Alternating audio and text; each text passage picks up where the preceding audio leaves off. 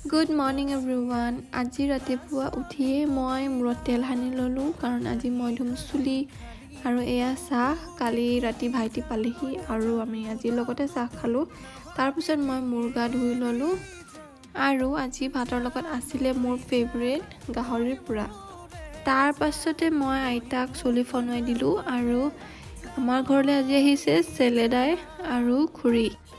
তাৰপাছত এয়া মই ইউটিউবত চাৰ্চ কৰিছোঁ তিলৰ লাড়ু ৰেচিপি, কাৰণ মই আজি ফাৰ্ষ্ট টাইমৰ কাৰণে তিলৰ লাড়ু বনাম। ভালকৈ চাই লৈছোঁ সেইকাৰণে। আৰু এয়া লৈছোঁ বগা তিল আৰু কিবাকৈ বনাইছোঁ আৰু এইখিনি বহুত গৰম আছিলে আৰু মোৰ হাতত পৰি গৈছে, সেইকাৰণে মই এটা নিঞ্জা টেকনিক লগাইছোঁ। এনেকৈ ফাৰ্ষ্টতে দি লৈছোঁ আৰু পাছত এনেকৈ গোল গোল কৰি দিছোঁ। আৰু গধূলি কৰিলে আমাক দেউতাই এণ্টাৰটেইনমেণ্ট এণ্ড এগেইন ইটছ মি। আজিলৈ আহিছোঁ, বাই বাই।